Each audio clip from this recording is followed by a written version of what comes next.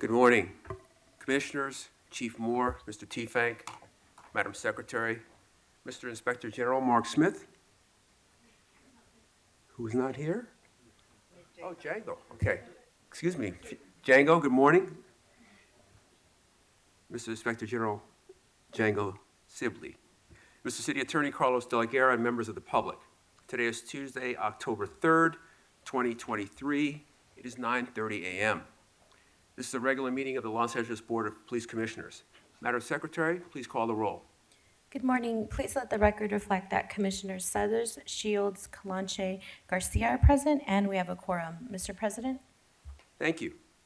We welcome everyone attending this morning. The Police Commission is committed to ensuring equal access to its meetings. It is requested that individuals who require the services of a translator contact the Board of Secretary no later than the day preceding the meeting. Whenever possible, a translator will be provided. Sign language interpreters, assistive listening devices, or other auxiliary aids and/or services may be provided upon request. To ensure availability, you are advised to make your request at least 72 hours prior to the meeting you wish to attend. All public comment will be heard during item number 2 on the agenda. We will dedicate a total of 45 minutes to public comment. Members of the public will have 1 minute per agenda item for a maximum of 2 minutes total. At the request of the speaker will be given 1 additional minute for general public comment for a maximum of 3 minutes total. The order of the speakers will be: a speaker in this room will go first, then we will take a speaker watching today's meeting on Zoom. We will alternate between speakers in the room and Zoom for a total of 45 minutes. Members of the public who participate in public comment are reminded that they can speak to any item on the agenda or a matter within the jurisdiction of the Board of Police Commissioners. Public comment is your opportunity to address the board. So you are free to express your opinion on matters before the board and to generally express when you disagree with other opinions expressed. However, directing your comments to other individuals who have spoken or attacking others who have expressed their opinions shall be deemed off-topic, and your public comment period will be concluded. Members of the public, if you choose to participate in public comment portion of the agenda, you can participate in this meeting in a number of ways outlined on the agenda. Number 1, submit a speaker card to one of the officers who will then give the card to the board secretary, indicating you wish to speak during the meeting. 2, submit written public comment in advance of the meeting to the email address policecommission@lapd.online. 3, if you've logged into Zoom, raise your virtual hand. 4, or you can call into a phone number listed on the agenda and press *9 if you want to speak on an agenda item. If you wish to just listen to the meeting, you can call into the phone numbers listed on the agenda that are designated for call-in and listening. Message for those attending the meeting in person. These meetings are regular meetings between the board, the department, and key stakeholders. Meetings of the Board of Police Commissioners are open to the public. The state's Ralph M. Brown Act affords the public the opportunity to be present at the meetings, hear the presentations and dialogue in real time, and provide feedback via the public comment period. During these meetings, there is a need for the board to carry out public business expeditiously without delays or disruptions. Members of the audience shall not engage in any conduct which causes an actual disruption of the meeting. Those attending in person, you are reminded that disruptive behavior will be cause for removal. If you disrupt this meeting, you will be provided with only 1 warning to cease disruptive behavior. If you fail to cease such behavior, you will be removed from the meeting. While in the boardroom, members of the audience must be seated. Standing is not permitted. In the past, standing may have been permitted for a few, but moving forward, this courtesy will not be afforded to attendees except for credentialed members of the press. All attendees must be seated. Failure to follow this rule will result in a warning and/or removal from the meeting. Additionally, I will make note that the board's approved rules do state that signs, posters, banners, or other display materials which disrupt or otherwise impede the orderly conduct of the meeting or which create an obstruction to any other person's attendance at the meeting or ability to view or participate in the meeting are prohibited. Failure to follow this rule will result in warning and/or removal from the meeting. At this time, we will move to item agenda number 1, the report of the Chief of Police. Chief Moore.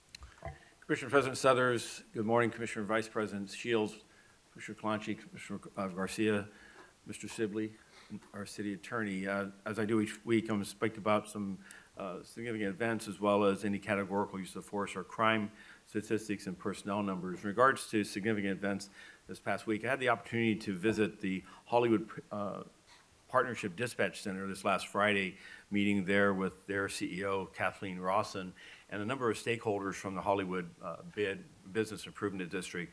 A good tour, a good orientation with that community's efforts to formulate alternatives to policing responses to a host of quality of life issues that impact the Hollywood community, which we know is a worldwide destination for tourism. I was encouraged by their development of those resources, including their relationship with the Circle program for outreach engagement and supportive services for those experiencing homelessness, as well as their efforts in improving the sanitation and cleanliness of that area. I was particularly encouraged by is their ongoing efforts to improve their technology in regards to the monitoring those areas for identifying potential problems and risks of safety to that community, and their willingness to partner with us. I was joined by Deputy Chief John McMahon, who's our Chief Information Officer, as the department looks to build and bolster our relationships with our communities, both our private as well as public agencies, in the use of technology, modern technology, and understanding challenges to our public safety. Saturday, I was able to attend the 2023 Volunteer Summit that was hosted by the Office of Operations. Their morning and early afternoon training session for our volunteers. These are all registered volunteers with the City of Los Angeles that donate their time and a variety of functions and responsibilities that have really been a force multiplier for us in regards to our staffing for critical, what was at one time ancillary but now critical services that they're able to provide. Additionally, a tremendous opportunity to recognize those volunteers of the year by each of the commands, as well as hear back from them their observations, their recommendations, and their feedback in regards to how we can help improve the safety of the city. On Sunday, I want to thank Deputy Chief Donnie Graham, as well as Captain Jerry Cheney from the Central Traffic Division, where they held their annual Cops for Tots car show. This is a car show held at the Academy that the proceeds go to the Bone Marrow Institute of Children's Hospital. They had more than 200 entrants and a lot of gearheads, if you will, that were there showing their pride and joy, but it was really also an opportunity just to another aspect of the community to join with them and talk and hear their concerns and observations and encouragement regarding the work of our people. Last night, I want to thank Commissioner Suthers for your attendance, where we, with Attorney General, California Attorney General Bonta, attended the Muslim Community Forum. This was hosted by Umar Holcomb Day. He's from the ICURG Foundation. It was moderated by Reverend Paulette Smith and a panelist of individuals that spoke about instances of hate, particularly in the Black community as well as the Muslim community. It was a couple hours of, I think, good dialogue and discussion. Took questions and answers, and Commissioner, I think, appreciate your time there and participation in that event as well. Moving to our categorical uses of force, during this period of time, we had an officer-involved shooting involving an animal that occurred on the 26th, last Tuesday at about 9:40 in the morning. Their Central Division uniform officers were assigned to a Resource Enhancement Service Enforcement Team, also known as RESET. They were deployed in the area of Gladys Avenue and 7th Street in a joint task force to do a watershed. This is a cleaning operation conducted by the Bureau of Sanitation. Our officers are there to provide for the safety of those around. As officers arrived at the location, an officer was, his attention was drawn to a community member yelling for help. That officer observed a large pit bull that was growling and biting the community member. This resulted in an officer-involved shooting. The animal was struck by gunfire and retreated to a nearby tent where he was later taken by animal control officers from the scene. The LA County Fire Department did respond to the location and helped treat that community member for his injuries, and he was released. Fortunately, there were no other officers or community members that were injured during this incident. The animal did die as a result of this shooting, and Force Investigation Division responded, and they'll conduct this investigation. The results will be brought before this commission as to the officer's use of deadly force. Regarding the second event, this was an officer-involved shooting that occurred on the 27th of September at about 4 o'clock in the afternoon. There, 77th Area Gang Uniform Officers, Gang Enforcement Detail, responded to a radio call of an assault with a deadly weapon suspect there now at 73rd Street and Town Avenue. Additional information was broadcast describing one individual as a male black wearing all black clothing and a ski mask, that the individual was on a bicycle and armed with 2 shotguns. A second individual was described as wearing a green jacket, also on a bicycle and armed with a handgun. As officers searched the area, they observed a bicycle on the ground in the rear parking lot of a single-story apartment complex in the 400 block of East 76th Street. There, the officers exited their vehicle to further investigate and made contact with an individual later identified as Devon Henderson, a male black, 36 years of age, who was wearing all black clothing and a gator-style face mask. By the officer's account, Henderson was holding a shotgun and an assault rifle. Officers immediately gave numerous commands for him to drop the weapons, in which Mr. Henderson refused. Officers continued to give Henderson commands as he turned away and began walking through the walkway of the complex. Officers maintained a view of him as he neared the end of the complex when Mr. Henderson allegedly looked towards the officers while still holding the weapons. The officer involved shooting occurred. He was struck by gunfire and was taken into custody without further incident. LA fire personnel responded to the scene and transported Mr. Henderson by rescue ambulance to a nearby hospital where he was treated for a gunshot wound. He has since been released and is now in the custody of the Los Angeles Sheriff's Department. 77th Street officers were unable to locate the second individual who was also described in this incident, and our investigation continues to identify any victim of an assault with a deadly weapon. An assault rifle with no identifying marks, also known as a ghost gun, was recovered at the scene. The rifle had an empty chamber but was loaded with 3 .556 caliber rounds in its magazine. An additional 12-gauge shotgun was also recovered. The shotgun had an empty chamber and the magazine tube was empty, and there was a nylon butt cuff, which is an exterior device that is alongside the weapon that had 2 live shotgun shells. Force Investigation Division has responded to this event.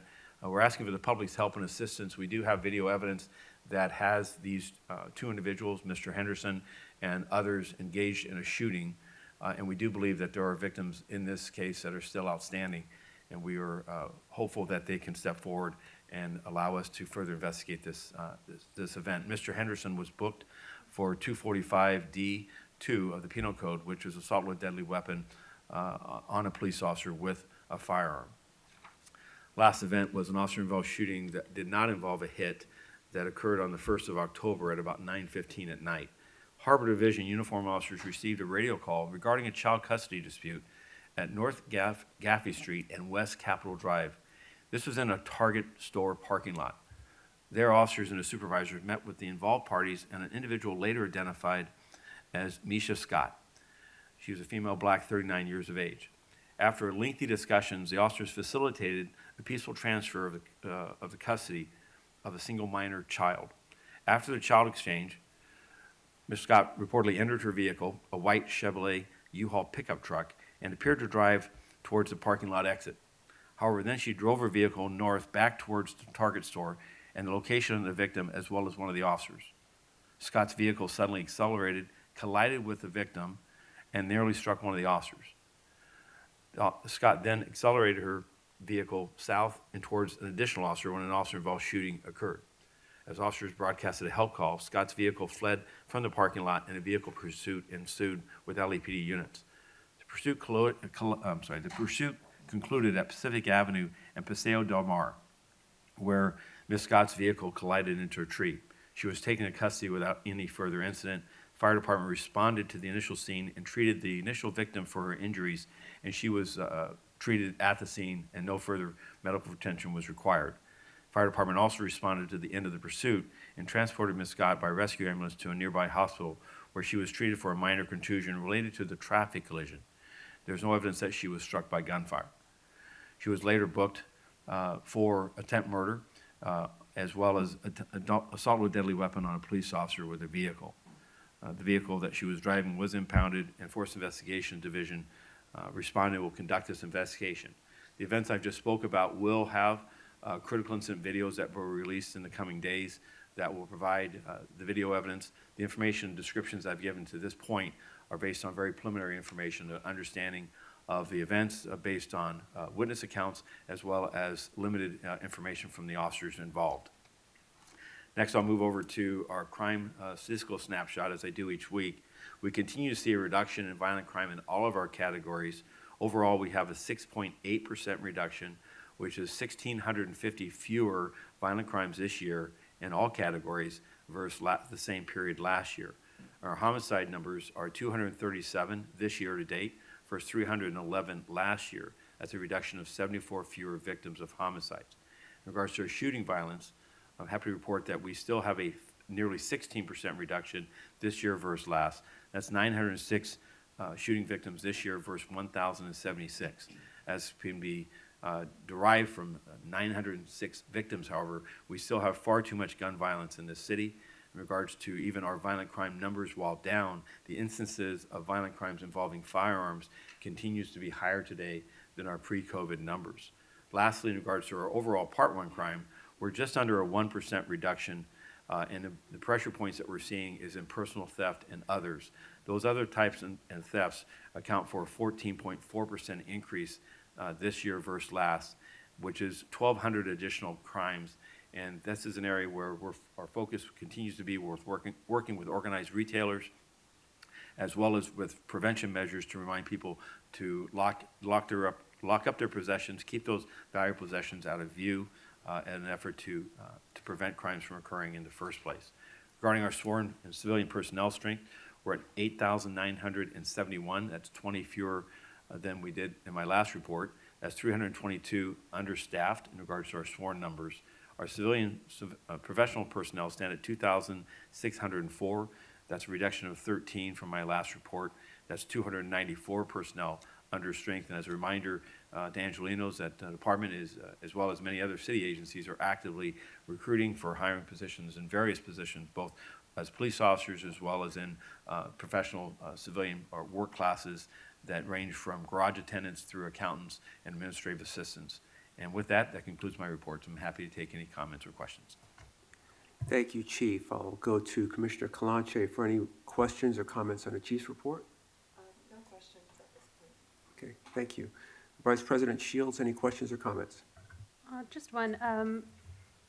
Thank you, Chief, for your report. And I saw that the California Attorney General made a press release yesterday relating a multi-agency operation occurring in our city. Can you talk a little bit about what that involved and how LAPD supported that operation? Absolutely. This was Operation Safe Harbor. This was an investigation that was born out of an earlier FBI investigation in the harbor area of the city of Los Angeles. The initial investigation began last December in that area by the FBI in identifying multi-generational gangs that were involved in gun trafficking and other illicit activities, including the distribution of narcotics. That investigation culminated in May of this year with a number of arrests and recovery of weapons and narcotics. However, with that, it also identified additional individuals that were also involved in the multi-layer or organized street gang from that area that we believe is responsible for instances of homicides as well as other street violence. The investigation that was announced yesterday, the results by Attorney General Bonta, was the culmination of the arrest of 27 additional individuals, recovery of more than 30 firearms, including ghost guns and assault weapons, 70+ thousand fentanyl pills, an extensive amount of cocaine, methamphetamines, and other narcotics. I want to thank the Attorney General and the Department of Justice for the resources, including technical services that they brought, as well as the California Harbor Patrol, HSI, the FBI, and Harbor Area Narcotic Enforcement resources. Through their investigation, they were able to identify and make arrests of individuals, as well as provide for an additional 15 arrest warrants that we were working with the District Attorney's Office for individuals that are not street-level individuals, but are rather second and third tier individuals within this well-established multi-generational street gang. These are individuals that have been implicated in this, and we will pursue state charges that are operating not just outside of the prisons, but actually from within our prison systems. So this is a very organized and sophisticated operation that I'm proud of the work of our people, as well as the multi-agency task force working together to bring, I believe, success in the sense of identifying and removing these individuals from our streets, as well as, I believe, responsible for at least a portion of the reduction in violence that we've seen in the harbor area this year, both in shooting violence. There's half of the number of homicides this year versus last, and no shooting violence is down, I believe it was 12% from last year as well. So these are attributes, I believe, of disrupting these gangs, disabling them, but yet, as I said yesterday, we also are aware that this particular gang, which we'll not name for obvious reasons, is actively recruiting. And so our efforts have to be not just in this task force, but looking at our intervention and prevention services as well, as our ongoing outreach and engagement with parents and others that their youth are at risk, and oftentimes now with these type of operations being recruited or solicited to come into these gangs to refill their ranks. Thank you. Thank you, Vice President. Commissioner Garcia? No questions, thank you. Thank you. Chief, I do have one question. It was made known last week that we have an officer that's charged with grand theft by embezzlement for allegedly fraudulently collecting court overtime. I'd just like to know what unit or section is responsible for managing court overtime and what systems are in place to detect that kind of activity if it occurs. So the involved officer that was arrested last week and charged with these felony counts is currently facing a Board of Rights tribunal with a recommendation for their removal. It's disappointing to see the abuse of any type of compensation. Each of the areas in which organized, this is an organization of many commands and distributed across the entire city. An officer who works on an overtime basis, whether it be for court or extended watch, submits what is called a greenie. It's a paper form that articulates the basis for their overtime and has supervisory approval. During the course of time, it appears that this officer was on a court case that we believed, or initially was believed, that was trailing from one date to another. Later, with the observations of an astute supervisor, it was discovered that that court case had actually not continued, yet the officer continued to submit overtime requests for those, which were approved on the basis of believing the officer's account. So the systems did capture this, the systems of review and controls did capture this, and yet, and I'm disappointed that the officer chose this path. That review and oversight is at each of our commands throughout the city. There's no one centralized location, and the volume of these overtime slips is in the thousands a week. Thank you, Chief. We'll move on to agenda item number 2, public comment. Madam Secretary, please identify the first speaker. Our first speaker, Jenny Guerrero.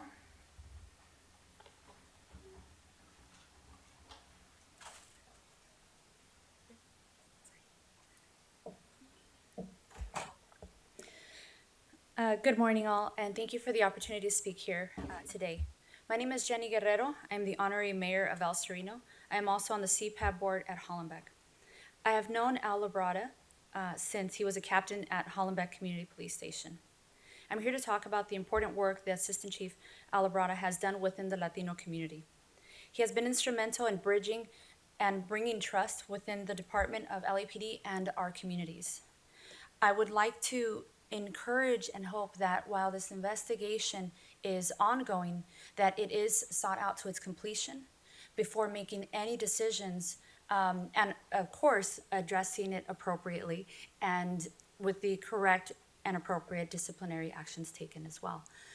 He is a person that has exemplified trust within our community, and he brings us a lot of pride in our community. So obviously we were all taken aback at allegations that were presented, and hoping that it will all be cleared and done justly. So I thank you all for the opportunity, and again, my support is with Deputy Chief Assistant Al Labrada. Thank you very much. Ma'am, thank you for your comment. Madam Secretary, next speaker. Next over Zoom, we have T. Hello? Hi, what items would you like to speak on? All of them, please. Okay, 3 minutes. So, power and strength to the families impacted by police violence here on stolen land, Turtle Island. Um, Chief's report. You know, crime is down, but y'all are still killing and shooting folks out here. Um, I'd really like to see the videos of the two people that y'all just described in the report. One was a male that you shot. You said he had 2 shotguns. Um, and there was an additional person, another female with a child involved.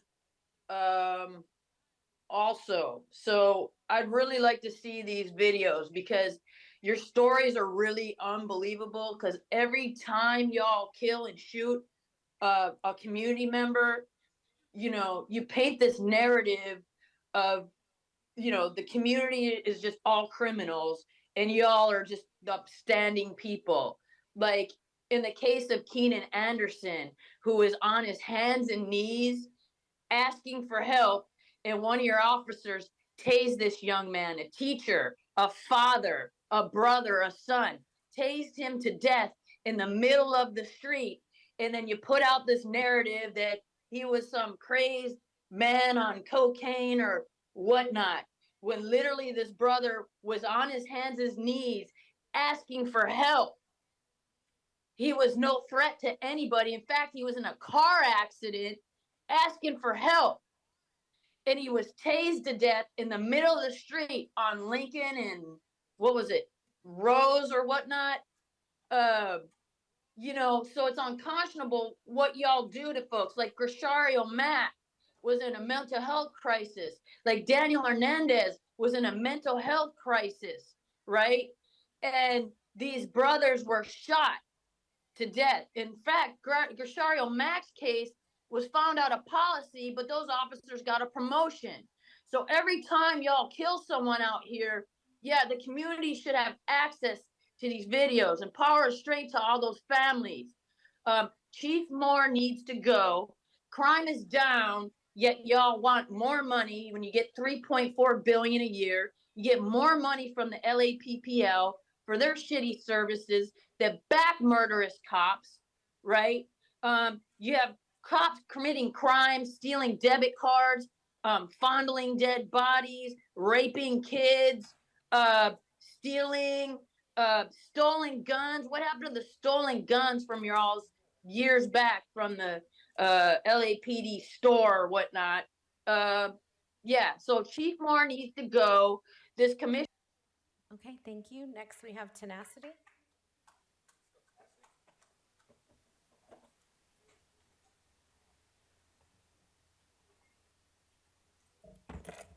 Another week, here we go. This week, we have now 28 people who have been shot, 17 people that have been killed by LAPD. You don't follow your own policies of de-escalation. You don't go forth in honoring the life and humanity that you want to be recognizing within yourself. We have another week where we're not in community having these meetings. We have another week where we need for the community to be available at a time that is not during regular working hours for most working Angelenos.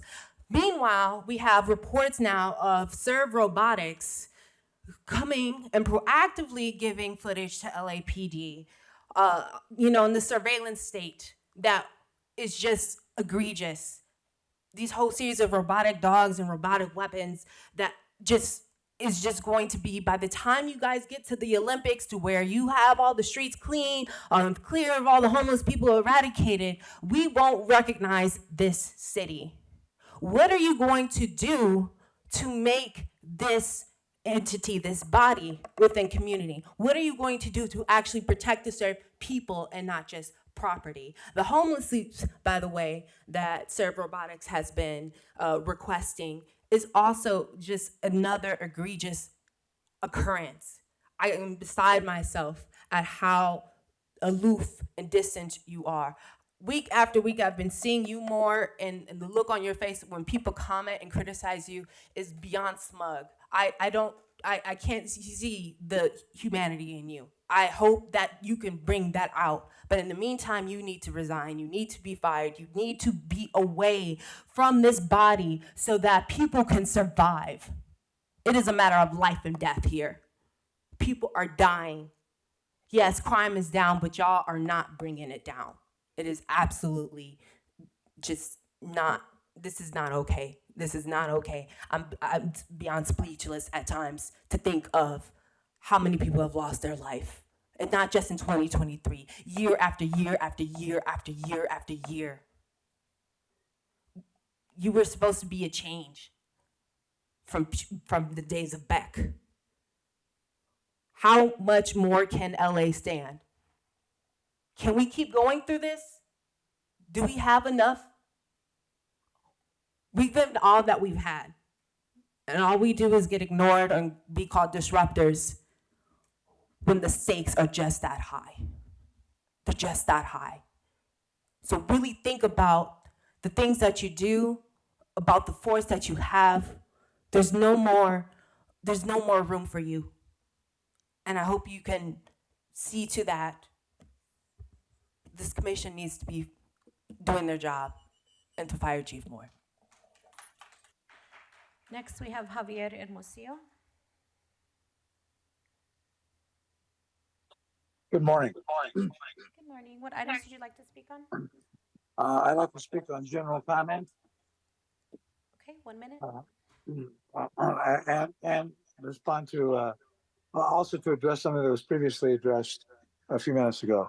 So if I can have the full 3 minutes in order to do both, thank you very much. There's a lot of attention growing and being focused on the case involving the allegations involving Assistant Chief Ella Brada. And there is a growing movement in the community of at least about 50 to 75 people who want to stand up for the chief. And I understand the discipline system, having done boards of rights for over 20 years. And so I see that you're only giving me a minute. I asked for additional time, so kindly let me have that. And I think that we have to be careful that we respect the Latino community, because we've had 55 white chiefs and 2 Latino and 2 African Americans, and the Latino community is now in excess of 50%. And so we ask that you kindly respect those forces who understand those forces who are trying to put somebody else in other than Latino, and understand that it's going to be your charge as commissioners to make sure that this city is adequately represented by people who represent the majority of this community. And the investigation will find out what it does. Many of us have had an AirTag that we left in a bag with a child or friend or whatever, and to put them on leave, I think is the issue that's being raised right now as a great concern that perhaps it's overkill. And Chief Moore, I know you have to do what you have to do, but I just want you to know that the community is expressing grave concern, and I think you're going to start to hear about it in this meeting and in others. Thank you very much. Next, we have Jamie Cusick.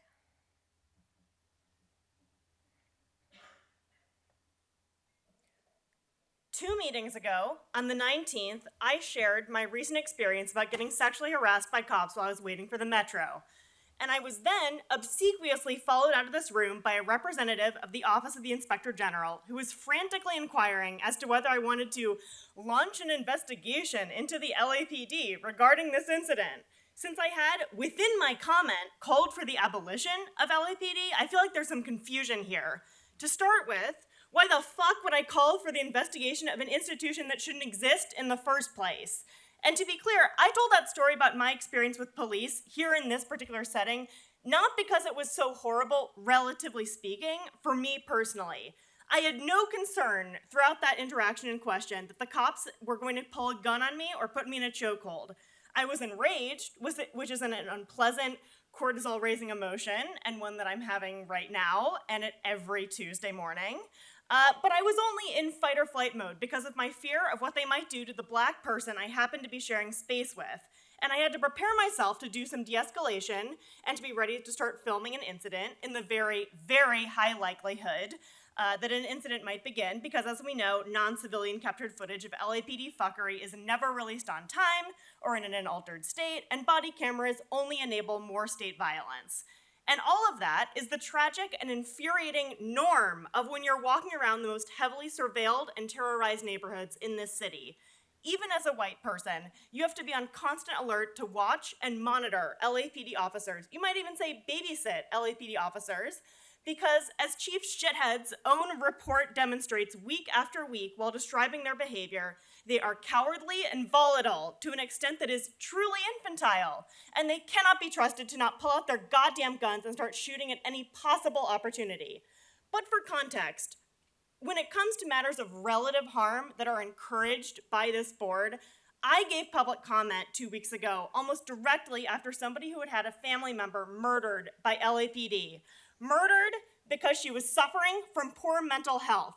Murdered because she was asking for help.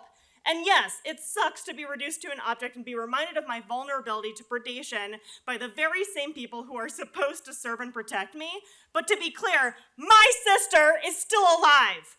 Moments before I came up here to speak, you were addressed by a woman in the active throes of grief, choking up into this mic, and the whole time you were shuffling your papers and looking vaguely elsewhere around the room and checking your fucking phones. And yet when I was talking, I had your complete and total attention. And furthermore, you were worried. I could see it in your eyes. And I don't think there's a single person in this room, including you all, quite frankly, who's confused about the discrepancy there. You reacted then, and you're reacting now, because I look like I just stepped off a lacrosse field. I look like a future Karen. I look like someone who is likely to at least passively uphold the racist, fascist police state that is LA. Your time has expired. Thank you very much. Listen, people are dying. You can give me another minute, which is all to say that you are motivated to take... Madam Secretary, please read the name of the next speaker. Because we live in a society... Next, we have Megan. ...real tangible power. Fire Chief Moore!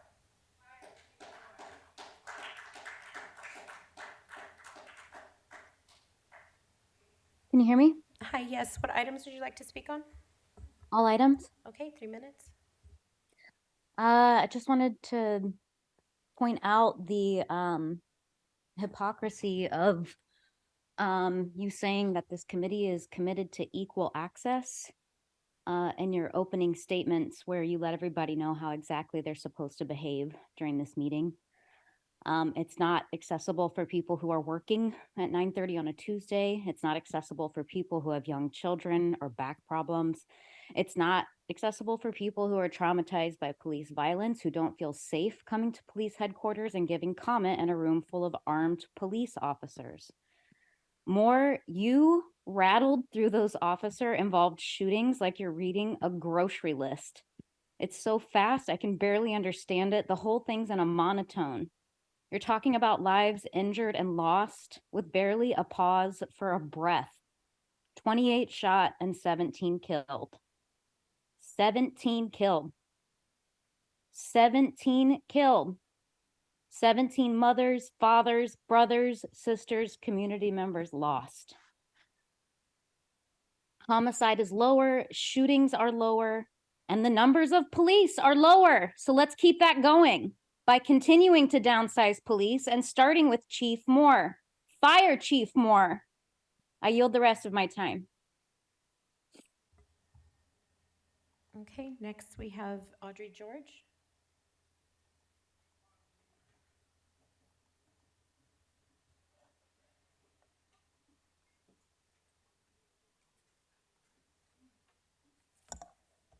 So LAPD is just very determined not to give up its legendary title of the most murderous police force in the world. And, you know, I think besides firing Chief Moore, I think we need to look at having an acting inspector general, or to having Mark Smith, let's say, in a position where I don't think he's ever spoken. I don't think LAPD keeps killing people that have mental health crises, keeps killing people with edged weapons and shooting them dead. And you would think this would be of interest to the Inspector General's office, but apparently not. And also, regard to the equal access that Southers says that we're all supposed to have, some of us need to be hydrated. It would be really good if you would keep preventing us from bringing our water bottles in as you sip your own all through the meeting. Consent items, something like, there is no such thing as a non-controversial funding for LAPD. First of all, I want to say that. And I also want to say anything to do with body-worn video does not belong there. And then regarding the order of business, I'm going to pretend like I've already heard the report on the lasers and the training, and just say I can imagine the conversation that I'm not allowed to report on, to speak on, about how can we get more cops. Well, we need to train them with more toys. We need to train them with lasers that can shoot 45 feet, especially those SWAT officers, even though they're going to shoot the heads off everybody. We need more toys, because what are we going to train these officers in if we don't have more toys? We need to at least pretend we're trying to train them to de-escalate, even though their military training told them to escalate in every instance. We need to make sure that we keep recruiting from the military so that we have more challenges in training these people to de-escalate. We need to just get the military to lend us tanks and some other things that we can train them on. Training, and this is what I'm imagining, although I won't be able to comment on it. These are the kinds of things that might come up during that discussion. LAPD. Next, we have Tommy Chu. 1 second, man. Hello. Hi, what items would you like to speak on? I would like to speak on all of them, please. Okay, 3 minutes. Awesome. Okay, the first thing I want to, let's just inform everyone. Once again, the definition of insanity is doing the same thing and expecting a different result. No matter how much we cry about the meeting times not being suitable for certain individuals, the meeting times will not be changed. Next subject. No matter how much we cry about these racist cops hunting and killing black and browns, the number will continually show that, and nothing will be changed. It's funny that they could work with the FBI, right, to find all these different people, but they got their own people in their own unit, pretty much running embezzlement frauds, having their own gangs, right, and even tattooing each other as prize. The next thing, what's happening? The next thing what's happening is, imagine there is a place where you had to ask for your First Amendment, which is your constitutional right to speak how I'm speaking right now, fearlessly. That's your First Amendment right as a United States citizen. Imagine if we had to ask for a permit for that. Qualitative and quantitative data will show that guaranteed black and brown people would not have their constitutional right of their First Amendment speech. And that's exactly what's going on right now with the concealed weapon permits. Despite the Supreme Court ruling that it's a shall issue, data is continually showing that despite the highest court of the land, black and brown people are not having their Second Amendment rights being given to them. And the people that are meant to protect us continually want to see us be fed into the prison industrial system. Okay?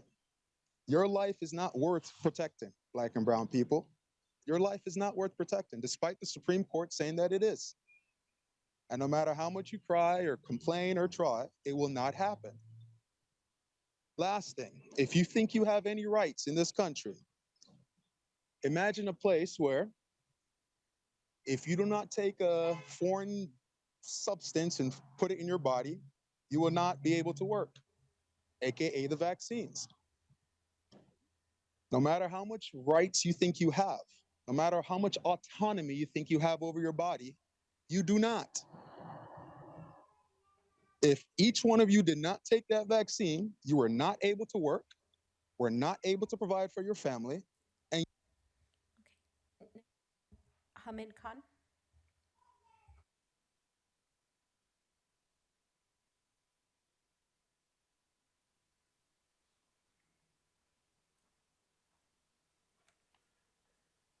There's a couple items on the agenda today, one that Audrey had already spoken about on body cameras, and then on tasers.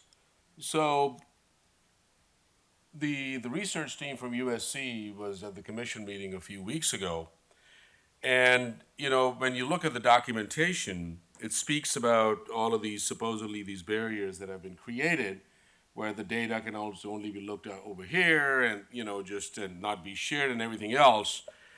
But what's really missing from the details, and that's where the details lie, is, and it's very reminiscent of going back in 2008, 2009, when Jeff Rantham and his team, which then turned into Predpol, there was a quid pro quo about complete access to LAPD data, and then we know the rest what happened, that how, in a shameless way, Michael Moore comes back when Laser was dismantled by people organizing, and him calling that as an experiment, that Laser was an experiment, like the murder and the killing and the displacement and harassment and intimidation of people was an experiment as a result of the program.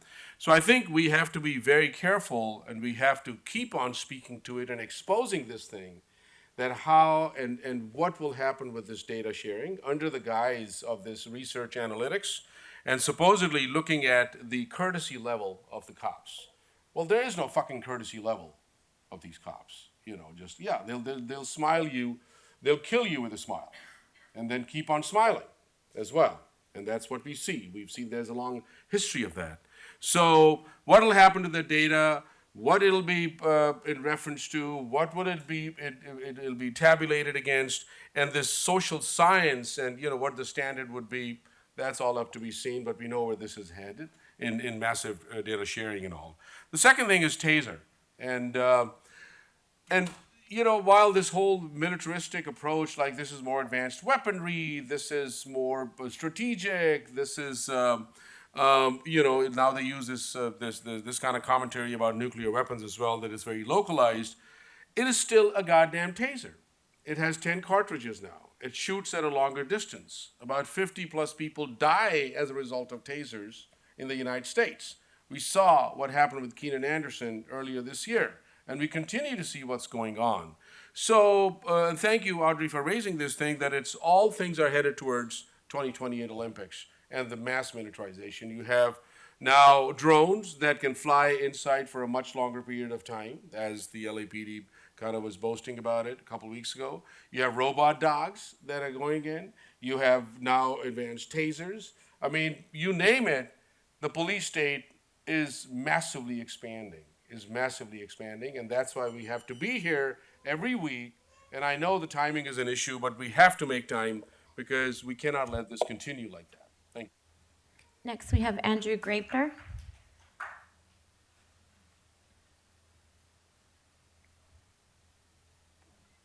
All right. All items, and I would like 12 minutes like the chief got.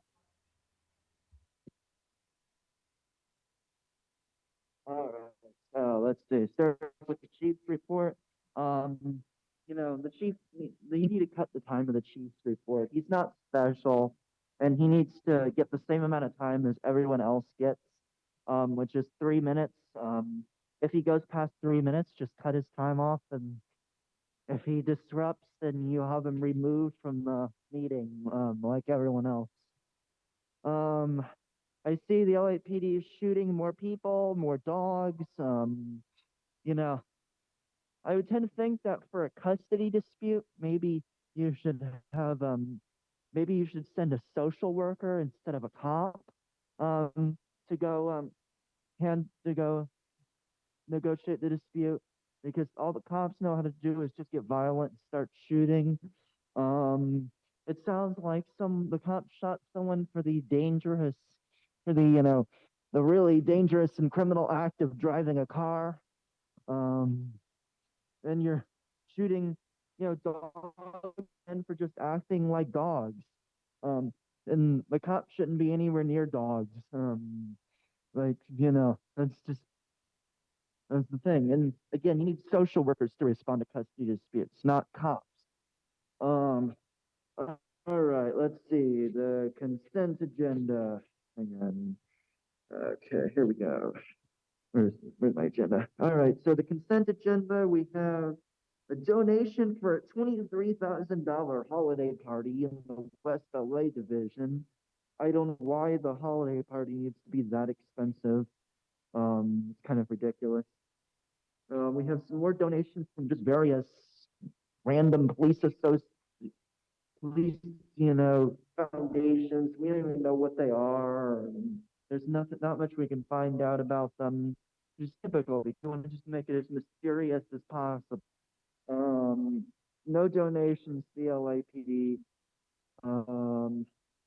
We want to send Michael Moore to a conference on domestic violent extremism. How about you look into a little bit more about all the cops that were at the Capitol, LAPD officers that were at the Capitol on January 6th? I think that's domestic violence extremism, Let's see, we have, looks like you're going to sell all the body cam footage to some kind of private, like USC or something. Why don't you give us all the body cam footage we have requested continuously, instead of you just making up excuses for why you can't give the footage. So maybe before you give all the body cam footage to USC, you give us all the footage that we have requested. Next, we have Matios Cadane.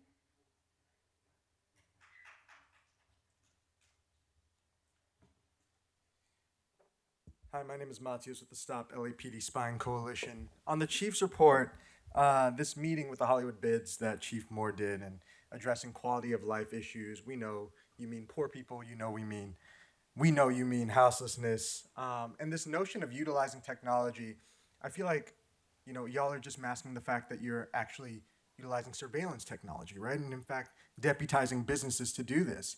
Earlier, Moore looked confused when Tenacity brought up Serve Robotics. Those are the robot delivery dogs all across Hollywood. And it came to light that, the LAPD has been working with this business to exchange information. They've been getting video footage from these robots. So we can consider these private robots as another facet of the LAPD's architecture of surveillance, another weapon in your arsenal to monitor and surveil people. And I think we need to remember that cops work for these businesses, right? Let's not forget that Moore was at the beck and call of Target during the 2020 uprisings. We saw emails where Target very cutely emailed Moore saying, showing an image of NYPD outside of a Target with 200 officers saying, "Don't see us having this type of staffing ability," smiley face. To which Moore replied, "We couldn't muster the 200 cops NYPD did, but the people we put there stood tall." That is why the LAPD exists. And it's a symbiotic relationship, because as the LAPD is bending over backwards for these businesses are concurrently amplifying this false narrative of organized retail theft in order to maintain the legitimacy of LAPD.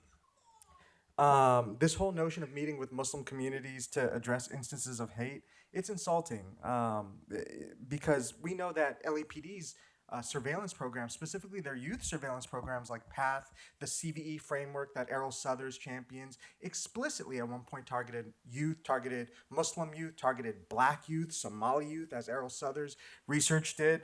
And we know that when we think about anti-Black violence, the LAPD is more aligned with the people perpetrating that violence than anybody upholding any notion of addressing hate in any real way. Lastly, I just want to add, it kind of relates on this contract with USC for everyday respect. we know the LAPD are grifters, right? This is just another attempt to legitimize their policing. And they likely don't believe that this research will solve any violent racist aggression. That violent racist aggression is actually something that's sought over, conditioned, and trained. You want that for an occupying force, right? But what's not reported enough is the arrogant stupidity of academics who take on the task of improving policing. We've seen partnerships before in creating the ABLE program. Errol Southers is kind of emblematic of that same type of legitimization, that stupid, task that academia takes on to justify racism, to legitimize it through academia. So that's dumb. And lastly, on the tasers, I just want to remind folks again that this is in response to people being killed. And this is in line with the corporate and the business deputization we've seen in the past. This model of businesses jumping in and saying, hey, people are dying, we have the solution, buy our products, is something Axon has done in the past with tasers, with drones, with body-worn video, and LAPD is just falling in line and making. Thank you for your comment. Next, we have Paula Miner. Hello, can you hear me? Hi, yes, what items would you like to speak on? All of them, please. Okay, 3 minutes. Yes, I'm Paula Miner with Black Lives Matter LA, and I am supporting our push to say Moore must go. Fire Chief Moore. Chief Moore is an example of failed leadership and mismanagement. When we talk about the number of people who've been shot, those who have been killed, I know Chief Moore quibbles over the number, whether it's 17, 15, 14, it should be none. It should be none.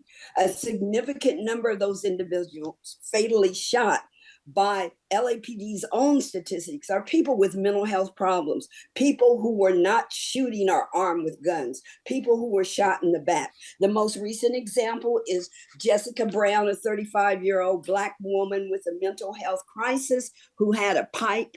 But the only way LAPD can de-escalate a woman in crisis, a woman having a problem, is to kill her. Okay, LAPD's motto on the street is kill first, shoot first, and make up a false explanation later. So we support the move that says Chief Moore must go. Chief, LAPD gets over $3 billion. We definitely disagree with the amount of money they get, but any CEO who was managing that much money would have been fired just based on the number of scandals, the corruption, the failure to follow policy. We see Chief Moore as his regime, whatever you want to call it, as failed leadership and mismanagement. We talk about the body-worn cameras. Initially said it was only an issue in the Mission in the Valley. Now we find out it's in Hollenbeck, it's in 77th, even in another division. And when you talk about money, the system of body-worn cameras costs a lot of money, and officers are regularly turning them off. The whole department, and Moore says, well, I didn't know, I'm investigating. Well, either he should know or he didn't know. Either way, if he doesn't know, he's not managing, he's not in charge. So we urge everyone, go to tinyurl.com/Moore must go. It's a petition that is urging all of us to support the move to say publicly, Chief Moore must go. No more of this failed leadership, no more of this wasting of public resources that's just unconscionable. And you talk about the fact that you can't recruit people. These scandals, this behavior that's publicized by LAPD does not make people want to join this kind of organization. So again, Chief Moore, you had over 40 years. It's time to go. Okay, next we have Michelle Dumont.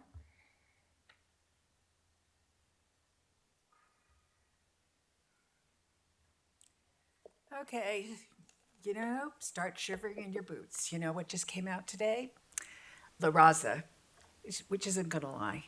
They have a database project, and they are claiming that police killings of Black and brown people may be double what we previously estimated. And you know what? You at the LAPD kill more than anybody else. So Are we going to hear about you in this report? It just came out today. Get ready, friends. I also want to add to what Hamid and Audrey said about the tasers.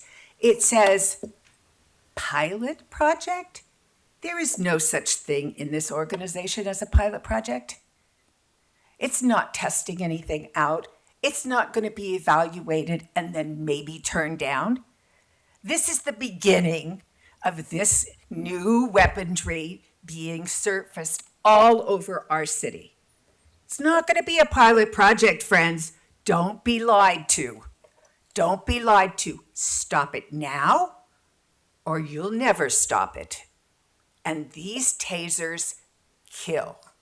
They are extremely deadly. And there's lots of reasons for that, and you should do your research. Again, get up to speed, friends. You're supposed to be representing us, not the police department. Do your research on these.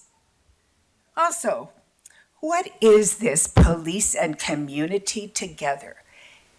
Is it one of Tracy Park's new inventions for West LA to get more police on the streets? You know, tell her $23,000 for a holiday party should go to support the houseless people in West LA. I feed them regularly. There are lots of them. She's going after them. This is an emergency in our city. $23,000 for a holiday party is a disgrace. And if you approve this, you're a disgrace. But, you know, we knew that already. So what's new?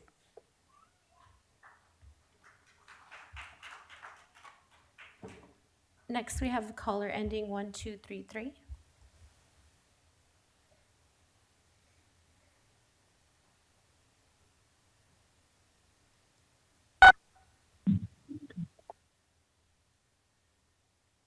Hello, good morning. Hi, what items would you like to speak on? General comment. Okay, 1 minute. Okay. Thank you. Good morning, Commissioners and Chief Moore. Joe Diaz, I'm calling on Assistant Chief Labrada. My key word that we all have to look at is allegations.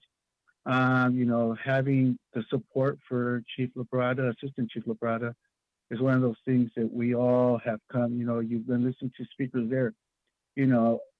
For us, it is an opportunity to continue to support someone who's opened the doors for a lot of our individual youth here in Boyle Heights area.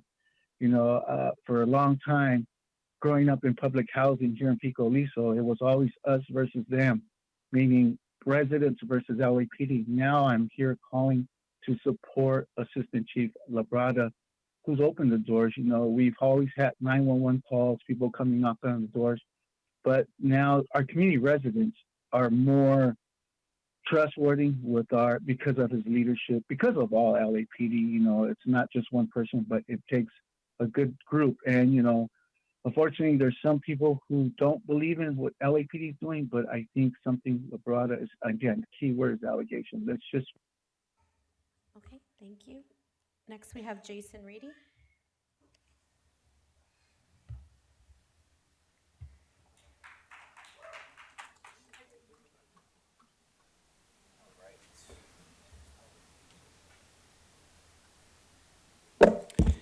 All right, so now last week I may have missed the commission, but I didn't miss an opportunity to call out Musty Mike at City Council for targeting my child. Krikorian was so quick to shield you from kicking me out, or shield you while kicking me out, without a warning, should I add. And as I was being escorted out by 10 pigs, yes, they needed 10 pigs to follow out a black father and his 14-month-old child, John Lee came over and whispered something in your ear. Would you care to share what he whispered? No? Did he say they finally got me? So John Lee is in the news this morning, right? Did you see it? Turns out he is Staffer B and is over here accepting gifts, just like you guys do, from criminal enterprises like the Los Angeles Police Foundation. So he's accepting these gifts from developers and misleading the FBI and the U.S. Attorney's Office about their activities. Are y'all twins? Interesting that so many of your associates are caught up in corruption, or getting arrested, or being investigated. I saw you showing love to Kern Price, too. Now, after I was removed, you were shook as you sputtered through your solemn soliloquy and offered hearts and prayers to Hawaii. What the fuck are hearts and prayers? Would you care to explain? Now, 3D. This says that it'll cost $637 for more to attend and participate in a one-day summit on domestic violent extremism in DC. I'm guessing you'll be the keynote speaker, given that you've cultivated an environment within this department to breed domestic violent extremists. Additionally, if you look at the flight prices right now, the cheapest flight is $263. So here's a millionaire who's getting paid a chief's salary and his pension that's trying to grift the taxpayer for an additional $350. Sound familiar? Well, Isabel Morales, who just got arrested after an investigation into her overtime use. And in 2022, she only made about $22,000 in OT, according to the city controller. So I wonder where she learned that behavior from. And lastly, Errol, your employer, USC, is looking to partner in a mutually beneficial research project that is meant to analyze officer communications used in encounters with members of the public. This is a consent agenda item that will get no questions despite the obvious conflict of interest considering they're your employer. And you are now tasked with overseeing this department. And lastly, Labrada is a stalker. He is a stalker, all right?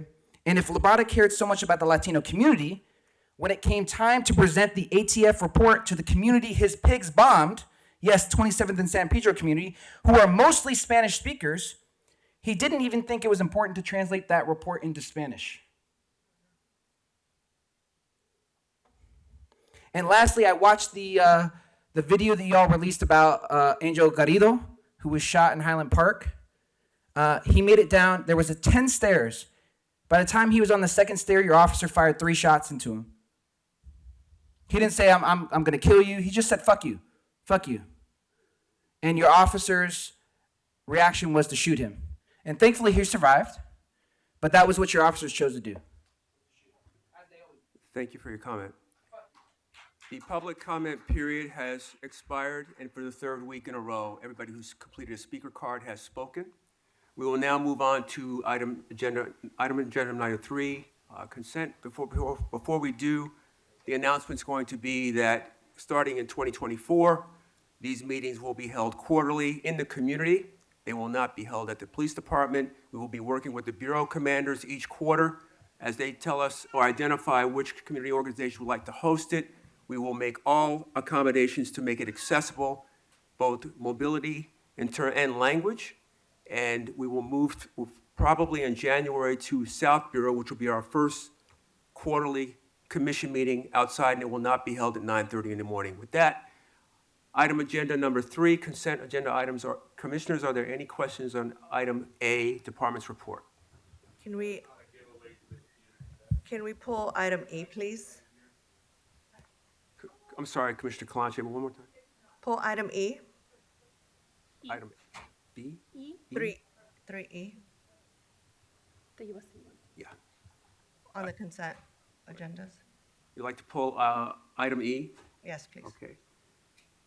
Any other comments on items A through D? No comments. Commissioner Garcia? No comment. With that, I'd like to move that we, on item A, B, C, and D, we move to approve the department's report and transmit to the mayor and city council. Is there a second? Second? It's been properly moved and seconded. All in favor, say aye. Aye. Aye. Motion carries. We'll move on to agenda item number 4, regular agenda items. Oh, we need to do E. We're going to pull E? So, item E is the report relative to professional services agreement between City of Los Angeles, University of Southern California for body-worn video and analytic research services. I will be recusing myself from discussion on that item, and Vice President Shields will chair the meeting. Thank you, President Suthers. And, we'll give President Suthers a minute to step out.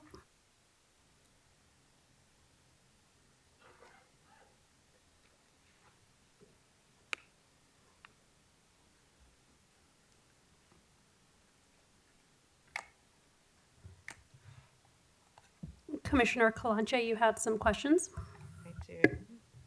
Thank you.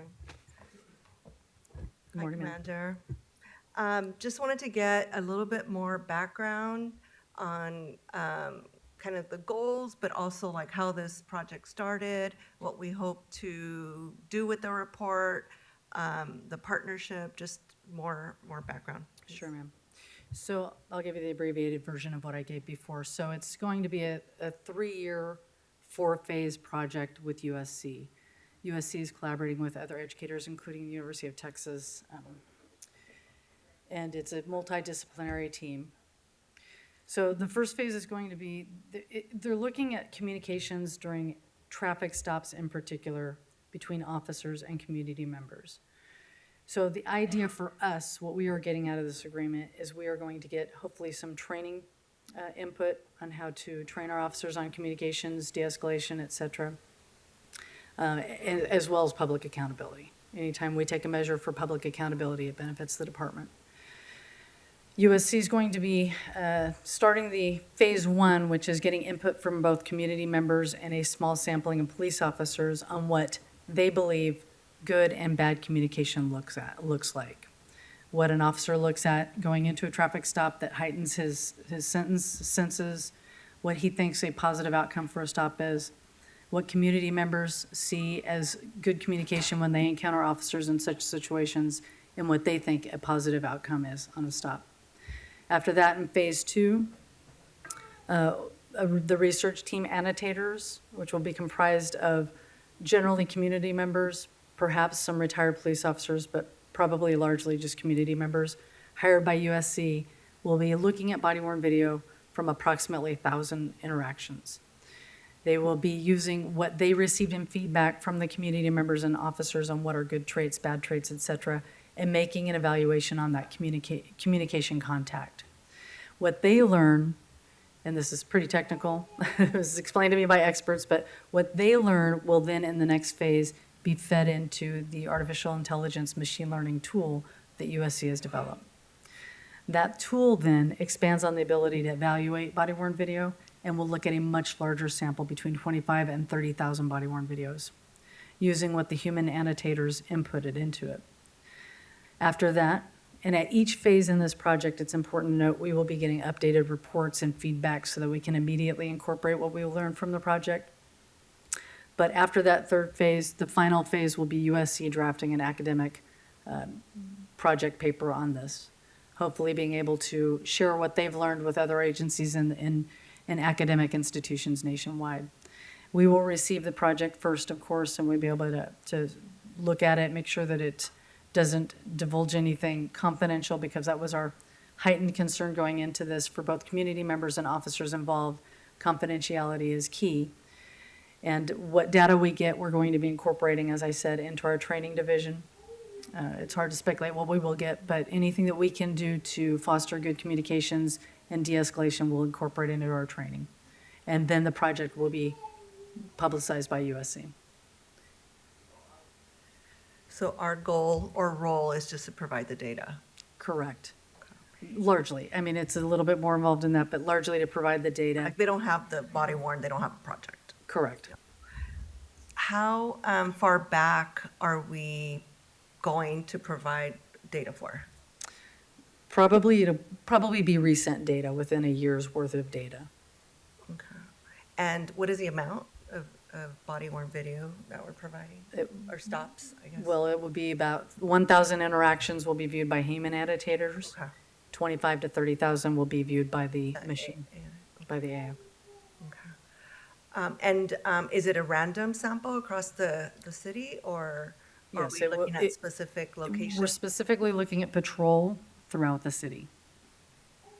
So there's a possibility of identifying potential areas that there's maybe not so great communication? Correct, Or correct. stops, So so that could be helpful as well. we're looking, like, one of the things that we are expecting we will find is if officers communicate differently in different parts of the city based on their own demographic and background, and perhaps the demographic and background of the person they're encountering in the interaction, That will be one of the things that USC is looking at studying. So we'll look and see if there are any differences and what the differences are and how we can act on that. Okay, thank you. That was it. Thank you, Commissioner. Commissioner Garcia, do you have any questions? No questions, thank you. Mr. Reedy, please sit down. Mr. Reedy, please sit down. Commander, thank you for being here. We did have a larger presentation a few weeks ago about this. And the professor that was here had indicated that there would be some reporting that was done. Will there be public reporting surrounding this project? Yes. Yes. Mr. Reedy, please sit down. This isn't the time for questions. Okay, thank you, Commander. Thank you, Commander. And at this time, I move that item 3A be approved by the department and transmit to the mayor. 3E, thank you. Mr. Reedy, this is a one warning. Please. If you continue to disrupt this meeting, I will have to ask you to leave. We have a motion. I second the motion, or I'll make a motion. Second a motion. Thank you. All those in favor, please say aye. Aye. Okay, the motion has passed. Thank you.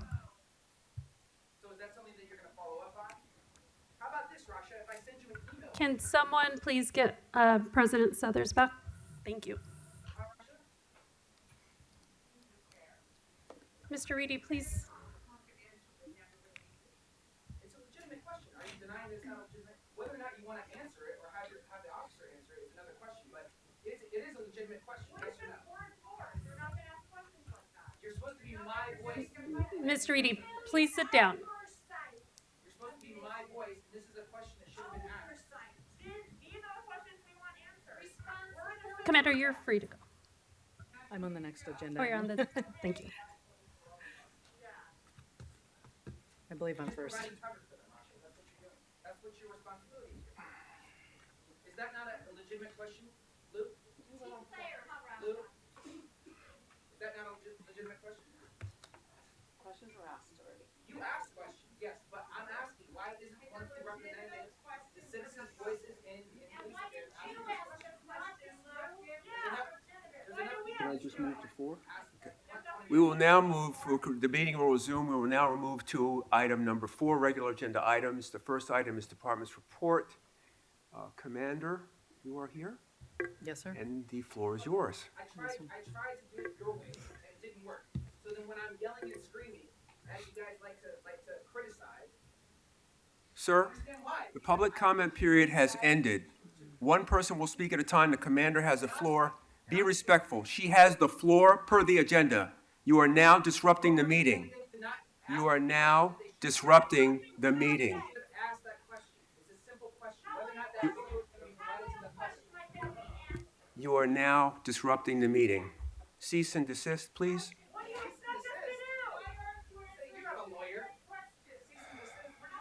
This is your first warning that you are disrupting the meeting. The second one will result in removal. I'm asking you to stop disrupting the meeting. You've been warned. Okay, I don't care.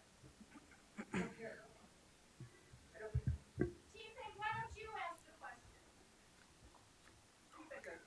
Oh, thank you.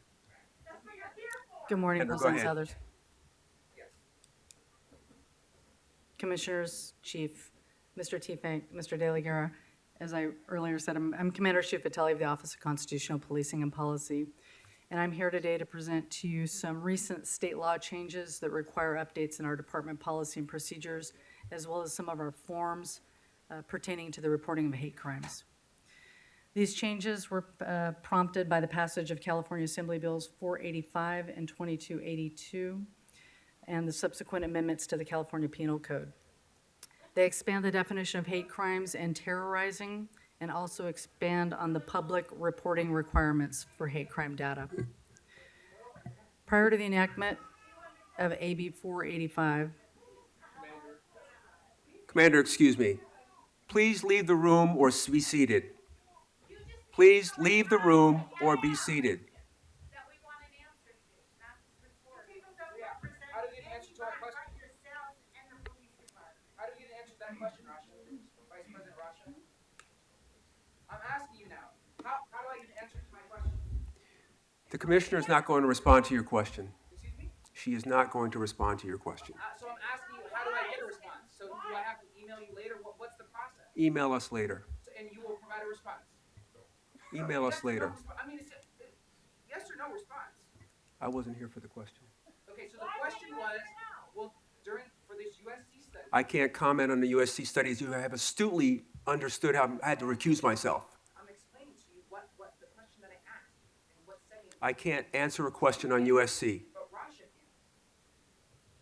can. Mr. Reedy, the time for questions is not now. You can use your public comments for questions, and we will incorporate them as appropriate. To the extent you have additional questions, please feel free to email the commission, and we will try to get you a response. So you have your answer. You have your answer.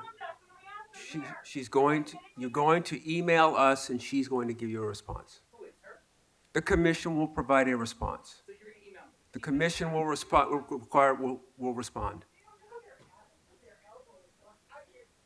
Commander, please Yes, go sir. ahead. As I started on, we're requesting today, we're doing some updates on our department policy and procedures and forms related to hate crimes.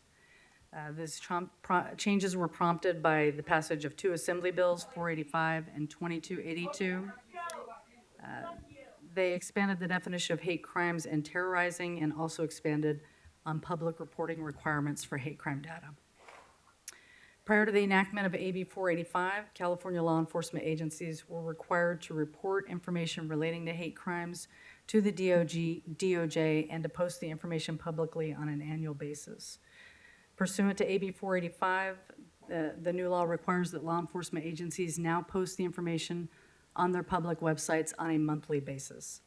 This task is being performed by Media Relations Division, after the stats are compiled by Application Development and Support Division and reviewed by CompStat Division. An additional change in the law pursuant to the passage of AB 2282 pertains to the display of hate symbols with the intent to terrorize.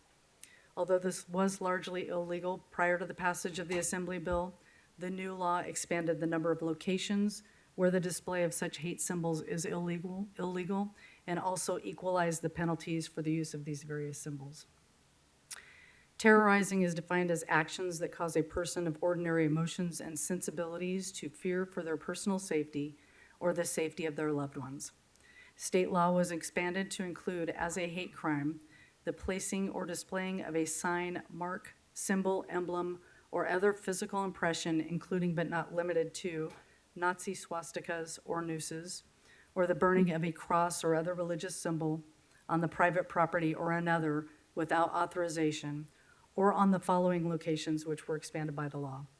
They include the property of a school, college campus, public place, place of worship, cemetery, or place of employment for the purpose of terrorizing another. The law criminalizes Nazi swastikas, but contains language indicating the intent is not to criminalize the use of similar symbols associated with Hinduism, Buddhism, and Jainism. The Department Manual section, which contains the policy and procedures for investigating and documenting hate crimes, will be updated to reflect the new language and requirements per the Assembly bills. These updates will also be set out in the attached special order. Additionally, all department forms related to hate crimes, such as the Hate Crime and Incident Guidelines Field Notebook Divider and the Department Hate Crime Informational Pamphlet, has been updated with the new expanded definition and language. Additionally, the California DOJ Hate Crime Event Report has been activated.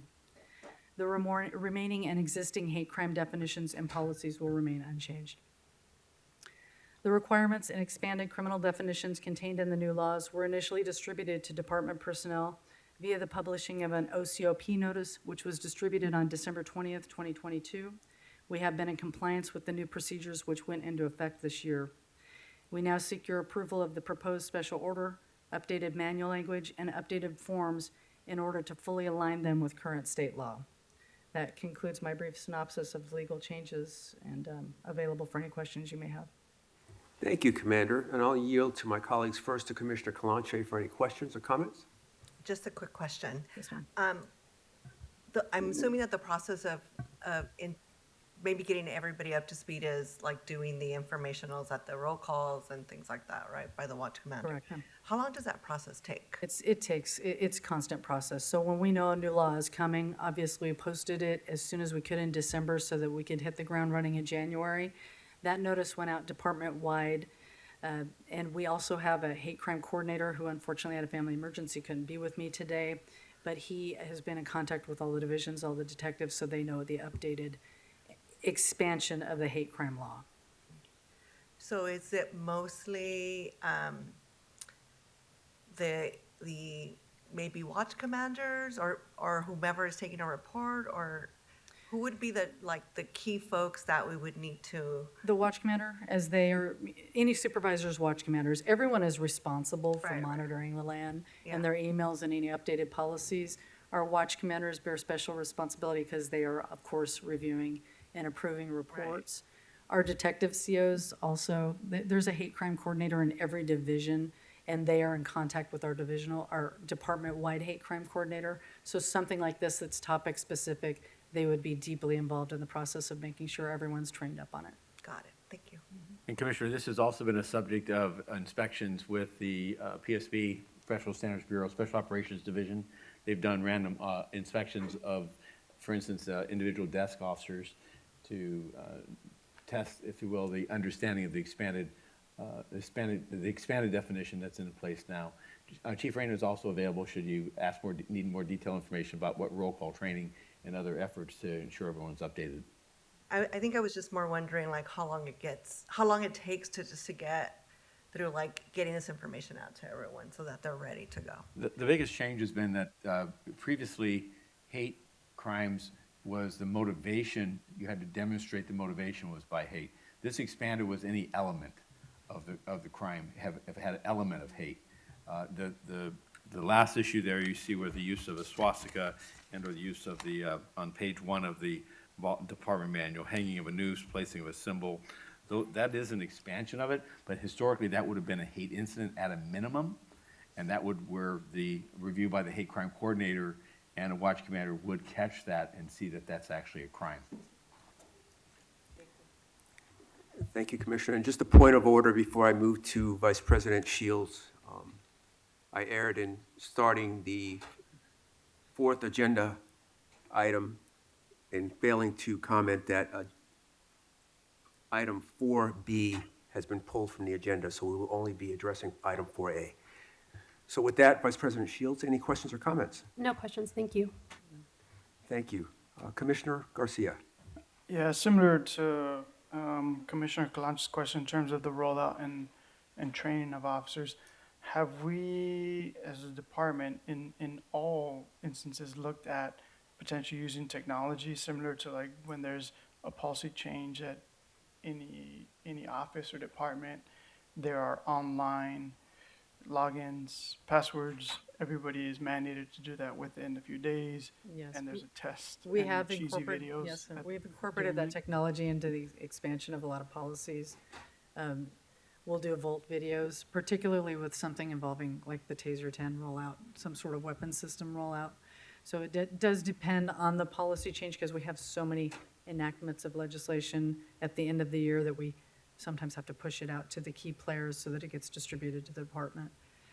So have we used that approach in the past? Yes. Okay. Chief Rayner, this is particularly in his suite. Chief Rayner, why don't you come on up and talk about the learning management system and how it's used to distribute, as to the Commissioner's point, how do we distribute new orders, information to ensure that in addition to the roll call training, supervisor meetings, those informal instances, that this is a formal way of tracking the compliance and actually an area of challenge for us. Yes, good morning. Our learning management system is an online portal where we can put our training orders, videos, things of that nature, and it's distributed to every sworn personnel, including our civilian. There's a different system for civilian personnel, and we can track to see who has opened that, who has looked at that. In addition, what we normally do when we're trying to get a policy out or a video out, we will use, each division has a training coordinator. We will send that information to the training coordinator, who will distribute it to the division. We also send it to the commanding officers of each division to distribute it through their division. We have a roll call training calendar where every roll call for operations and for briefings for certain specialized entities, they're supposed to go over a certain topic each day.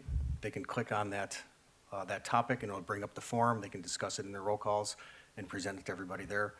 We also will discuss it in our supervisor school, our watch commander school, detective supervisor school, and our FTO school. So there's all different avenues to implement new training and ensure that there's accountability for them. We can see, especially with the LMS, the learning management system, to see that everyone is looking at that.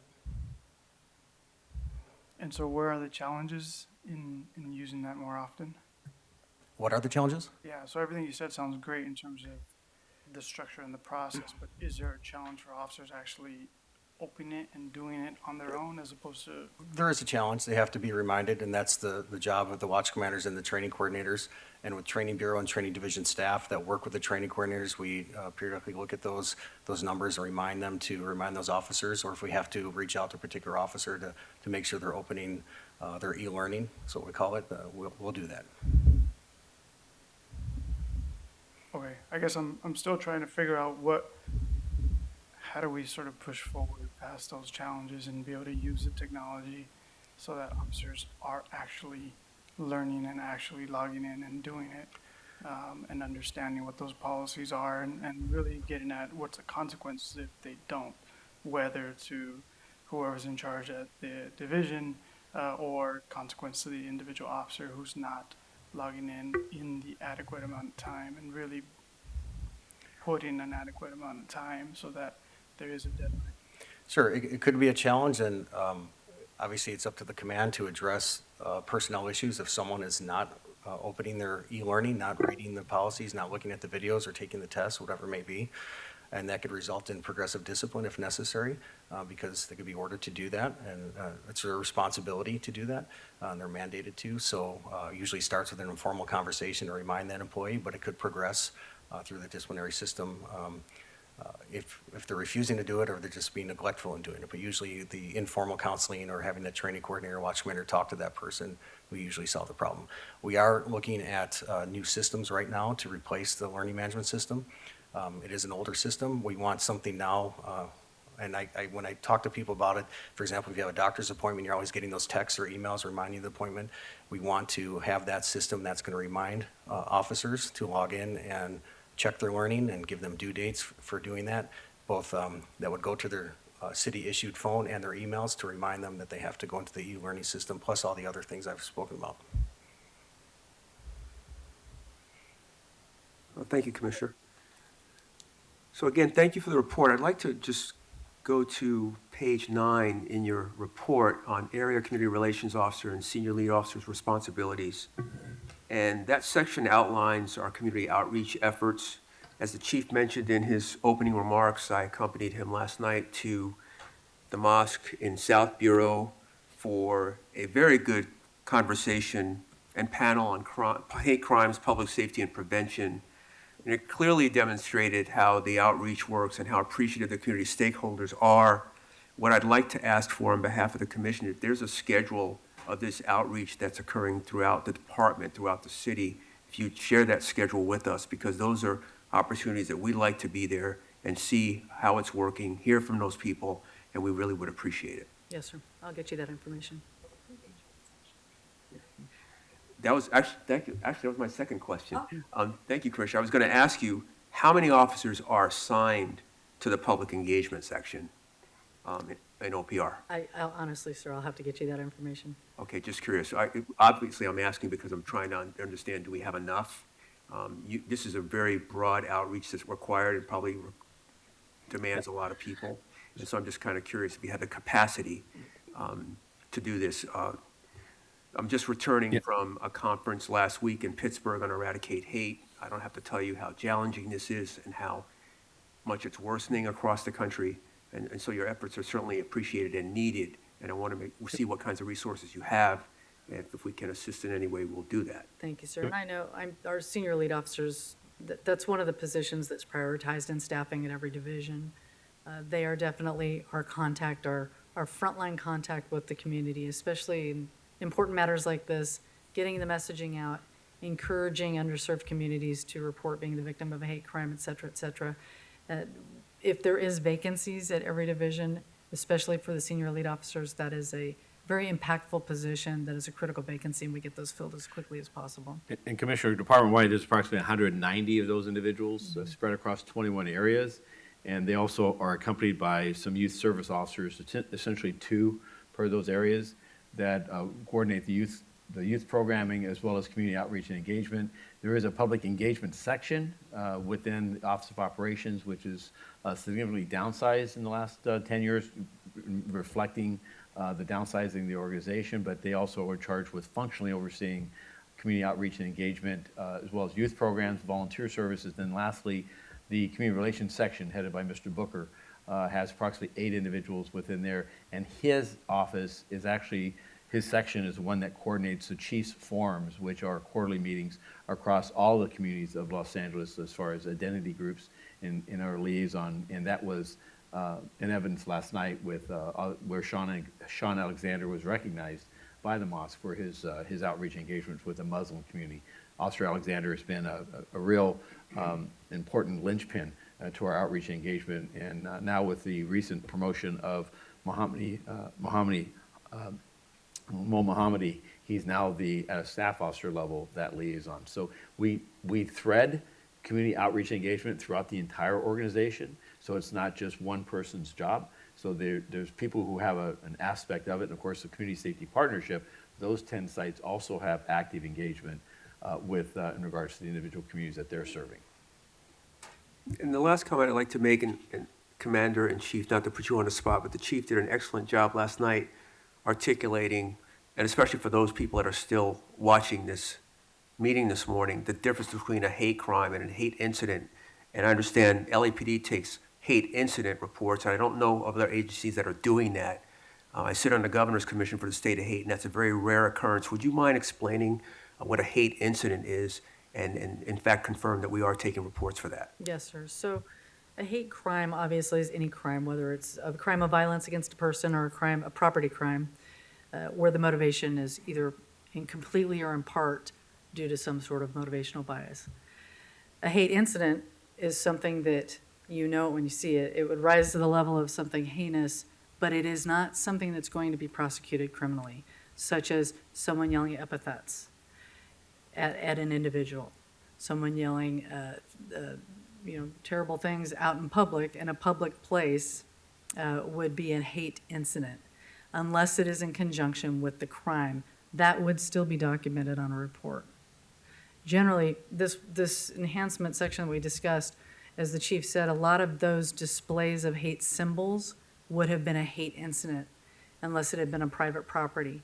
This section does expand it and make it hate crime now, but there are some locations that are still not going to be covered where the display of a hate symbol would not be considered a hate crime, although this greatly expanded it in the locations. So those are the type of things we definitely want to see reported, and they would report it on a hate incident report. Thank you. President Southers, I just want to add, this is more for the commission, but in November, we're scheduled to have a senior lead gathering, or we're calling it Leadership Summit. And this could be prioritized since we'll have close to 200 senior leads in one space. So we're just starting to develop the agenda and curriculum, but this could be something that we could reach all those senior leads all at once. This is super important information that they have, so we can prioritize this as part of the agenda. Absolutely. Thank you. So if there are no further questions or comments, I will move that we approve the department's report. Is there a second? I second. So properly moved and seconded. All in favor, say aye. Aye. Okay, motion carries. Thank you very much. We'll now go on to item agenda C, relative to revolving training for fund budget the revolving training fund budget for fiscal year 23-24. Chief, you have the floor. Good morning, Commissioners. Mr. Sibley, Chief Moore, Mr. Delegator. I'd like to introduce Senior Management Analyst 2, Juan Rodarte, who's the supervisor in charge of our Post Liaison Unit, who works with me at Training Bureau, who also oversees the revolving training fund. So a little history, the revolving training, there was, in 1996, the Los Angeles City Council passed an ordinance establishing the Los Angeles Police Revolving Training Fund. And basically the revolving training fund is the main funding source for all training for department sworn and civilian personnel. It's funded by reimbursements from Post in the state when we're presenting post-certified courses. It also Post reimburses us for per diem tuition and travel expenses that are incurred by department personnel while attending post-certified courses. It also reimburses us for tuition fees paid by outside agencies whose employees attend our training. And then we have the College Affiliation Program, which is, we have an instructional service agreement with the College of the Canyons. And what that is any course, a post-certified course that's 8 hours or more, the College of the Canyons has an agreement with us and with the state and with Post that if they incorporate that course into their curriculum, the post-certified course, and any of our personnel take that course at College of the Canyons, then we get a certain percentage reimbursed through the revolving training fund. So that's another funding source for the revolving training fund. And it's an opportunity for our personnel to attend College of the Canyons and receive college credits toward their degrees. The monies are restricted to just that, training and travel and expenses and facilities and equipment that are related to training only, and that would be it. It's broken down into 3 different categories, which is our executive development, which is generally for our command staff and upper management to attend certain trainings, our professional development, which is for all employees, both sworn and civilian, and then our tuition reimbursement, which is for our college tuition reimbursement program, so employees, both sworn and civilian, can go to school, get their degree, and continue on in their education. We have many employees who participate in the college tuition reimbursement. It helps them a lot to offset those tuition costs as they're trying to get their degrees. So I'd like to turn over to Juan at this time to discuss a little more in detail how the revolving training fund works, how we break it down in our line items, and how we look at the accountability piece and so forth. Yes, hello. Like Chief was mentioning, I'm the supervisor in charge of the revolving training fund unit. Currently, we have 4 professional staff that review all requests that come in. That includes requests for college tuition reimbursement and also requests for attending training at outside agencies or outside of the department. We ensure that all the requests that come in fall into one of the line items that we have set aside. Make sure that the budgets are being met, that we're not sending too much staff or not enough staff. We're also ensuring that our packets are complete and adhere to city travel policies. Everyone in our unit is trained on reviewing the city policies for travel to make sure that at the end of the day, our employees are getting reimbursed for their travel. If they do not adhere to policies, they don't get reimbursed, unfortunately. So we ensure that their travel packet is complete, which includes a training agenda for the outside training that they're going to be attending. We also make sure that we're sending sufficient numbers, like I mentioned before. Additionally, we look at the college tuition reimbursement that they're requesting and make sure that it is something that would benefit the employee and that would benefit the department. We want to ensure that everyone that requests for college is able to receive some funding for that. Currently, we're utilizing about 80% of that fund.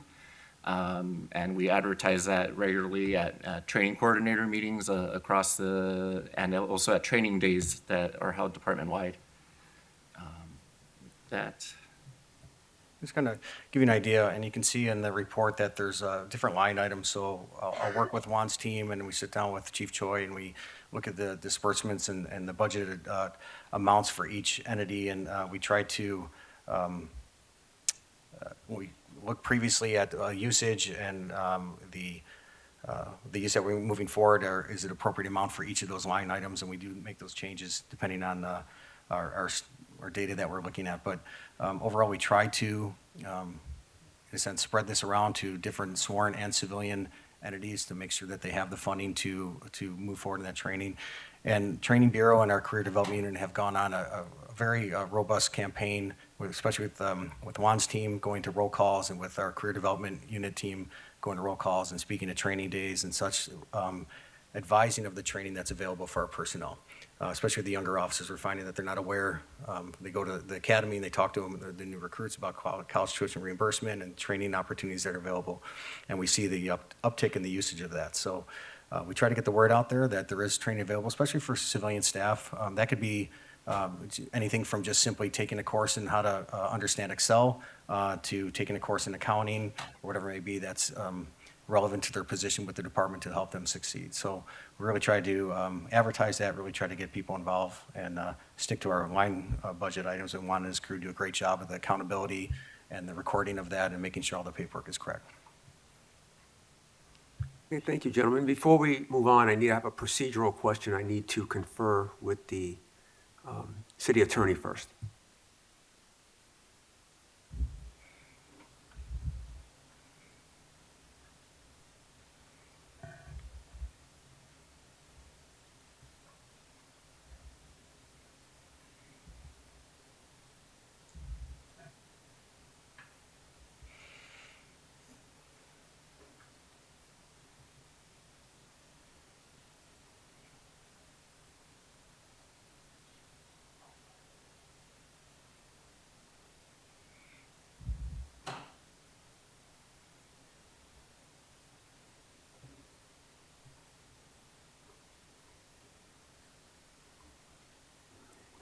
So inasmuch as there are some references in your report to USC, I'm going to have to recuse myself for the questions and comments section of this discussion.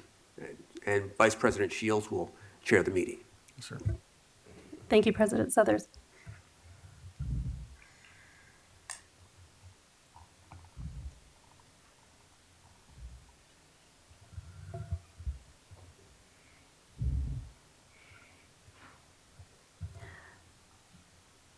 Commissioner Kalanche, do you have any questions?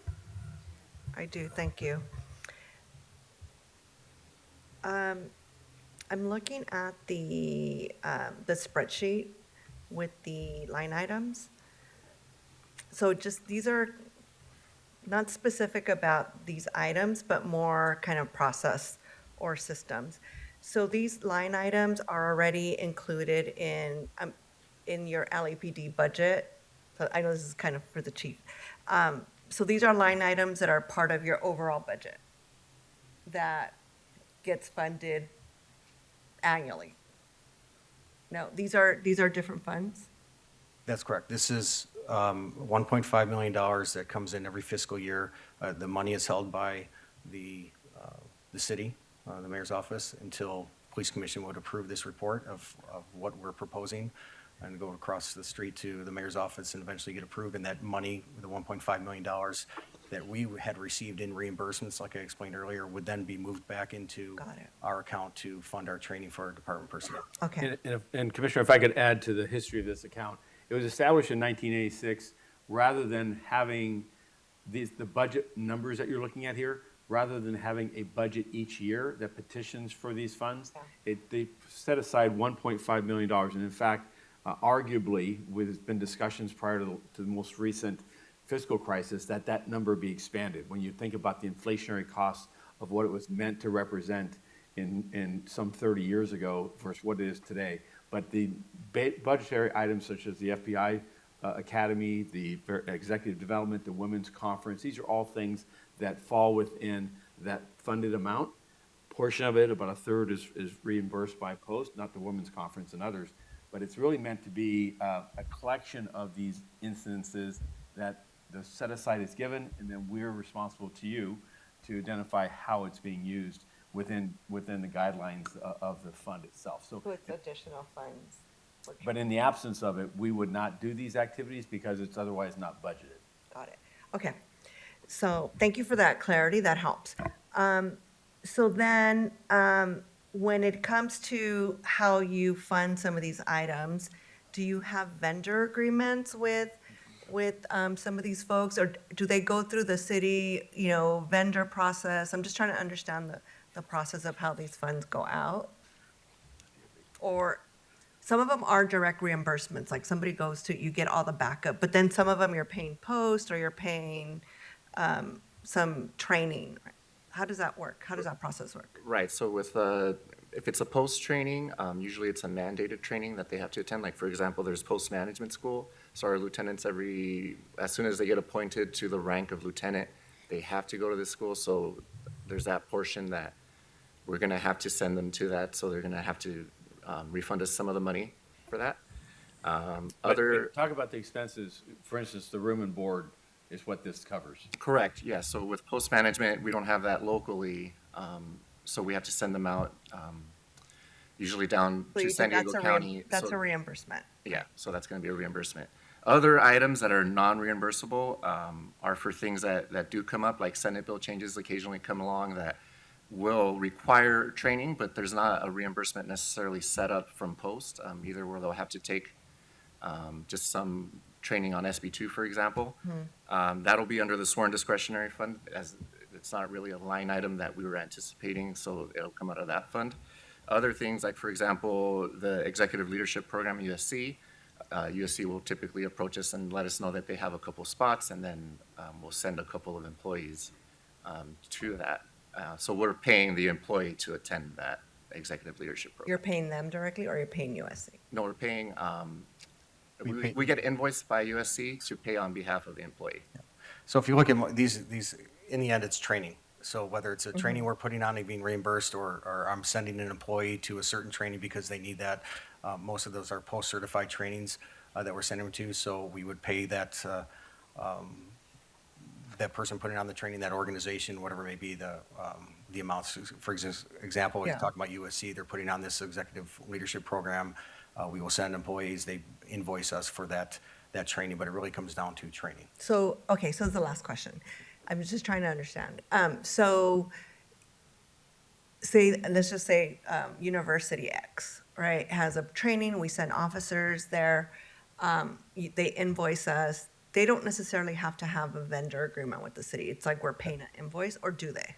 They do not, that's, so we will get different entities, universities that have certain trainings. We'll vet that training first to make sure it's appropriate for our department Yeah, yeah. personnel. I'm just trying to figure out the And- payment. And then if it's training that meets the standard, the guidelines that are listed in the revolving training fund and through the ordinance, we can just simply send them to the training, because it's just the training. We're just sending them to a course, and we just pay that person or that entity, let's say the university, for that, putting on that course for us.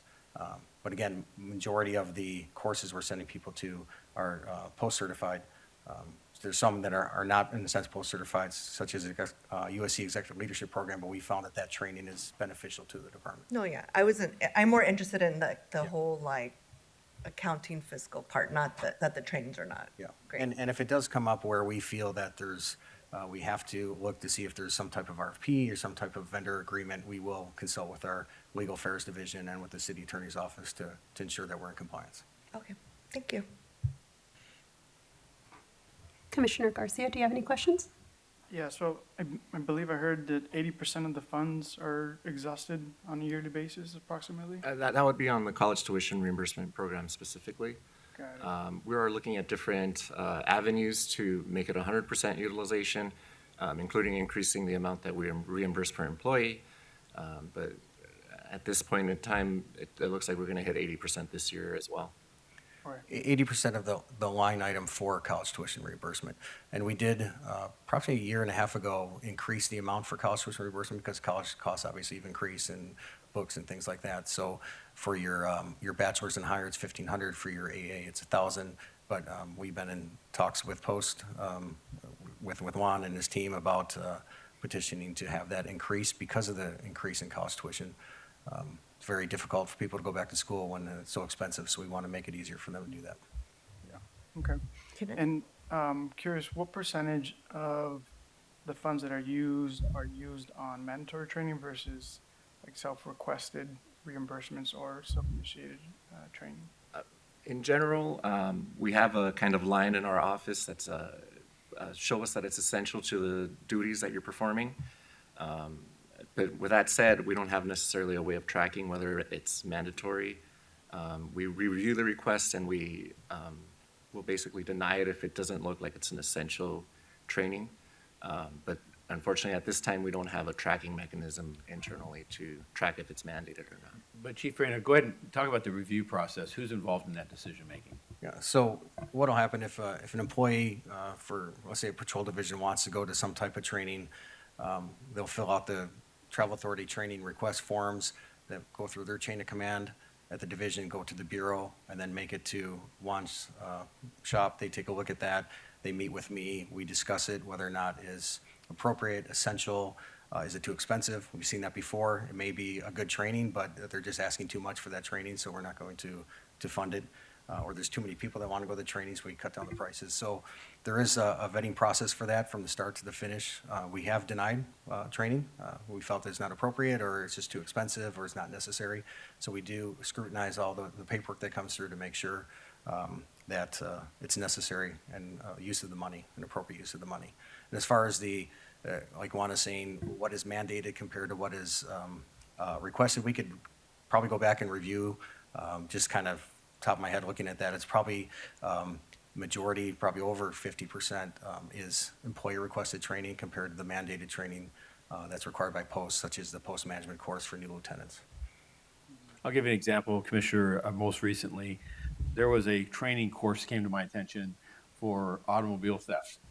And it talked about the complexity of automobile thefts in regards to the new electronic systems and means of which people are committing that crime. And there was a training course offered for detectives in Hawaii.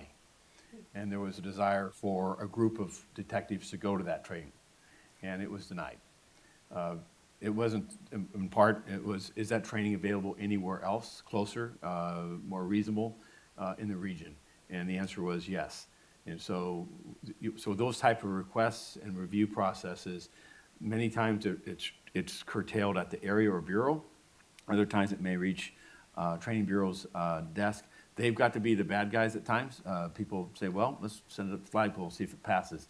And I rely on them because there is a scarcity of resources. I would love, for instance, there was a particular detective in that petitioned as a senior member of the organization that it was deserving of this, and it was in the abundance of resources, I could support it because it was that type of an effort. But I didn't feel that it was that it met that standard. Thank you. And I'm glad to hear that over 50% are sort of self-requested and self-initiated. That was really what I was trying to understand is there that culture where officers know that there's those resources for them and they're encouraged and supported to take advantage of those resources. I think the word is out there, and it's a very easy process to petition, to fill out the application for it. The exact percentage we don't have here, but I would say a good majority of that is self-initiated by the employee. Commissioner Kalanche, did you have any additional questions? I did. More for just for us as a commission and the chief. So as I'm looking at this fund, just want to think about like maybe developing, thinking about getting, the mayor, city council to think about like a child care fund that could be used in a similar way, right? I know that's something that that the department has prioritized. But just, so just thinking about how to create a similar type of fund that could support women with small children. And so I'm just throwing that out as something that we can look into or talk to, the mayor's office. Thank you. Okay, there are no additional questions. Thank you for the presentation. I will move for item 4C to approve the department's report and transmit it to the mayor and city council. Is there a second? I'll second. Thank you. Having been moved and seconded, all in favor, please say aye. Aye. Aye. Aye. Okay, motion passes. Thank you.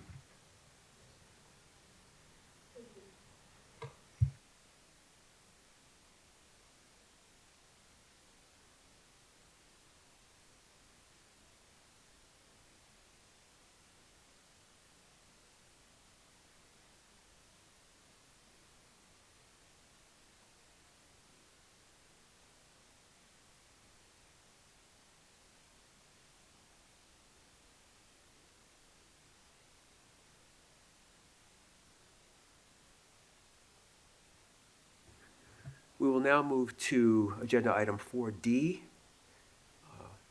Department's report relative to the electronic control device, or TASER 10 pilot program. Chief, you have the floor. Thank you. On September 12, 2023, the Board of Police Commissioners approved the TASER 10 pilot program to begin in Southeast 77th, Central, and Hollywood divisions in mid-November.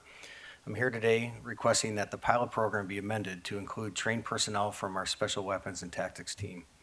SWAT personnel are called to scenes where there's an armed suspect wanted for a crime or who poses a threat to the lives of the community or police, who is in a position of advantage and who is refusing to surrender to arrest. In line with the department's guiding principle of reverence for human life and as part of our continuing efforts to improve our ability to de-escalate and safely end public encounters that involve the potential for the use of force, we feel that SWAT should be added to this pilot program. This as an additional de-escalation tool for our SWAT personnel who often deal with the most dangerous suspects. Just some quick statistics. In 2021, SWAT responded to 129 incidents. In 2022, 122. And year to date, they've responded to 101 barricaded incidents. As I previously stated, the TASER 10 provides several key improvements when compared to the TASER 7 that we believe should have a substantial impact on a SWAT officer's ability to utilize de-escalation principles such as time, distance, and cover to decrease the intensity of encounters where there's a potential for the use of force. SWAT personnel were originally involved in the test and evaluation of the TASER 10 and are familiar with the device's capabilities. There are currently 30 SWAT officers who have been trained and are certified to carry the TASER 10. Therefore, I ask that the Board of Police Commissioners approve the amendment to the TASER 10 pilot program to include SWAT personnel. Thank you, Chief. Commissioner Calanche, any questions or comments? No questions. Vice President Shields, any questions or comments? No, the only comment is that this also does not impact any additional cost to the department, correct? That is correct. Correct, thank you. Thank you. Commissioner Garcia, no questions? So having heard there are no questions or comments on the report, I would move that we approve the department's report. Is there a second? I second. It's been moved and seconded. All in favor say aye. Aye. Motion carries. The commission will now recess into closed session. And Chief, thank you very much. The Board of Police Commissioners will now recess into closed session to discuss Agenda Item 5A in accordance with Government Code 54957.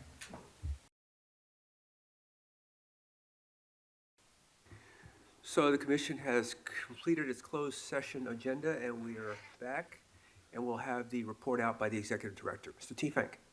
Items 5A, 1, 2, 3, and 4 were adjudicated. That concludes the report out. Thank you, sir. And since there's no other business, I will entertain a motion to adjourn. So moved. Is there a second? It's moved and seconded. All in favor say aye. Aye. Meeting is adjourned. Thank you very much. Thank you.